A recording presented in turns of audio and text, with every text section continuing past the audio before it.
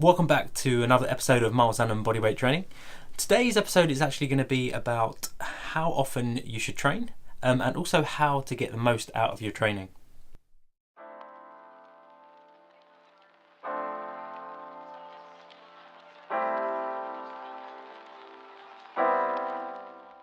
So as I said, today's episode is going to be about how often you should train and how to get the most out of your training. So I think what needs to be addressed here is the goal that you have attached to any type of training that you want to do, whether it be general fitness, whether it be muscle building or learning handstands or whatever it is. And then directly attached to that is the level of intensity you need to undergo to perform the activity that ultimately you want to perform. So the reason why this is important is because the harder you work or the more intense you work, recovery becomes the most important aspect. Now, when we talk about recovery, we talk about not doing the exercise or getting plenty of rest and getting good nutrition. But something I've just come to realize actually, which is something that we ultimately can't control, is that there's a genetic predisposition to how fast or how slow we can actually recover.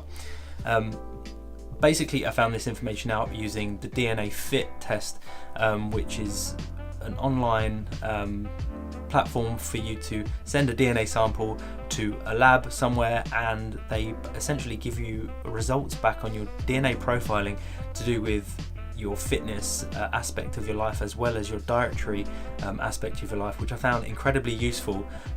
One of the things that is what I found very useful is my ability in theory to recover fast genetically, and that's without me getting good sleep and nutrition. Of course, these are very important things, but we ultimately have a genetic predisposition to how fast we actually recover. So if you haven't done the DNA Fit, and up until recently I hadn't done it either, but if you're new to training, it's going to be harder, but then there's a process to what I'm about to say. But ultimately, when you are training over a period of time, you need to take into account like how your body feels day by day, and if a certain intensity invoked more fatigue, or you're able to just keep training. And it's ultimately when you're checking for results is where you can really tell your body's ability to recover. For instance, if I'm training the handstand, for instance, and I set myself, I'm going to do handstand every single day, and by the fourth day, I'm nowhere near as good as I was, or I'm not able to maintain certain positions or the same exercise that I was able to do on day 1, 2, and 3, then I say, okay, well, that's sort of a limit. Let me take a break and then continue after a 1 or 2 day break, and then see how you feel after that. But it's those little processes that you need to sort of identify ahead of time or at any point to really figure out what's best for you in terms of recovery. And another thing that's actually quite important to address is that when we have a goal in mind as well, when we want to achieve something, we tend to put a time scale on it. I'm a culprit of this because especially when I was track cycling, we worked within sort of a year by year. So by the end of that year, you wanted to try and achieve, X speed or a time in a timed event. Now, obviously at performance level, you need to have those sort of goals, but at any other level, what really needs to happen, and I suppose even at sport level, is that you need to have your objective that I want to have gone better, but to set yourself a benchmark is actually sometimes quite dangerous. And I don't mean dangerous in the most outrageous sense, but I mean dangerous in terms of what you're then willing to do to compromise certain other aspects of day-to-day life and training. So yeah, how quickly you can do something shouldn't actually really be a thing, and it's more about enjoying and liking the process or loving the process that you're on. So with the question of how often you should train, of course there's never ever going to be one straight answer to this, but ultimately it's down to your own physiology as to how well you are sleeping, how good the nutrition you're getting is, your genetic predisposition to training, which if you obviously don't do the test is ultimately down to sensing your body, being aware of how fast you can bounce back from a training session, because a lot of people actually have told me in the past that I don't know how you train so frequently, and sometimes I'll do a double session throughout the day, because I just feel that I can achieve that. And this was before knowing that I have a fast rate of recovery, but it's just, you kind of know when you're at capacity or when you're too fatigued to do something. And it's not bad to say, no, I'm going to rest, but ultimately if you don't feel like that, then continue training. So it's really about a gauge of how you are physically, or how you feel physically, and get an idea of that, basically. So the second part of this video is ultimately how to then get the most out of your training. Now, it almost seems like this might not even be that important of a question, but ultimately everyone does have a sort of speed factor in their head of how fast they can progress. And there's lots of videos like, help you get your handstand fast, the fastest way to do this is the best way to build muscle fast. So we have this preconceived idea of everything needs to be done now, right then. Now, in the only sense that I would advocate how fast something should be done is not to obviously cut corners, but it's to optimize your body's resources and what you have available. And this can be broken down into a few different sort of energy systems that sort of me and a very good friend of mine, when I was track cycling, and he still does track cycle, were trying to optimize sort of a week, 2-week structure of training, is to understand the systems at play where the body's concerned. Now, for the sport that I used to do specifically, which was track cycling, and even more specific was sprinting, that most people think is just pure power, but this is not actually the case. There's the energy system of power, there's the energy system of strength, because at any given point you can increase the gear that you would ride, meaning you'd need more force produced to push that gear. You need to be able to have good leg speed, so the neurological demand for fast twitch fibers would come into effect. You need a very high aerobic capacity, and then also equally important anaerobic capacity when you're past your aerobic sort of system and you're relying then on anaerobic. So that's quite a few energy systems to cover. Now, what you need to do in that sense is address on a sort of weekly, 2-weekly training plan, is address each of those energy systems. Now, some people will have a higher ability in one than the other, and so on and so forth, but it's the first thing you have to do is identify which one that is. And then you have to figure out how to go about training them so that you're maximizing them all.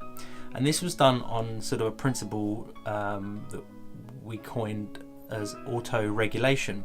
And what that ultimately means is that when you exhaust one energy system, it doesn't necessarily mean you've exhausted all.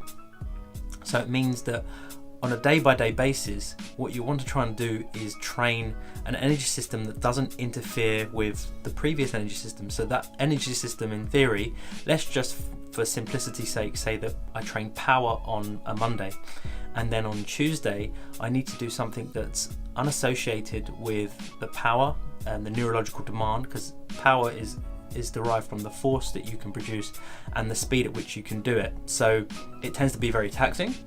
So what's not taxing on the energy systems that play the next day, it might be something like aerobic capacity. And then once the power from the day before has had a chance to recover, I'm then moving maybe on into the strength aspect of it and or the speed. And I found that you could maximize strength and speed in one day with very little impact, because when you're working on speed, it's all about just firing fast with very little resistance, and the opposite end of that is the strength side of it, which is high resistance but low velocity. So over time, and we also wouldn't restrict our training, numbers to 1 week. Everyone tries to get around a cycle in a week, but why on earth does that make any sense when you might have a number of energy systems that recover at different rates? So you might need like 10 days or 2 weeks to optimize a training plan ready for you. Obviously that it's not necessarily as easy as that, because your week, your structure, your work, or your home life might be based around when you can do it. But even within that, there's scope for playing about with how and what you train on any given day. some people might say that, but the pull on Mondays and push on this day and this on this day and legs on Wednesday works perfectly fine for me, so why would I need to change that? And that's true, because at the end of the day we are all human. So but what you can see there is that you're dedicating one muscle group, for instance, or one system throughout the day, and ultimately what that's doing is allowing another energy system to recover. Now with something like track cycling, it was very evident as to what element you were training, but for general strength training, where people are doing pull-ups or bench press or lat pull downs or all this stuff, it's like, what energy system am I using? Okay, we've broken it down into muscle groups, but then someone will go and absolutely destroy a certain muscle group in that one day, and that might not be optimal in itself, because you go past the point of introducing bad form and stuff like that. So you can go a step further with being dynamic in your training sessions, and that's approaching each training session on the day.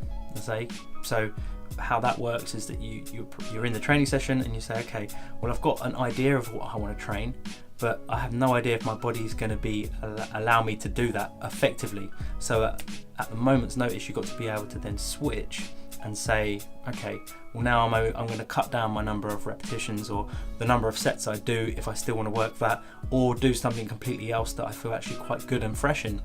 And as soon as you start adopting that, what you start to notice is that when you go back to doing whatever it was you were doing, you're that much better, because you're giving your body ample time to recover.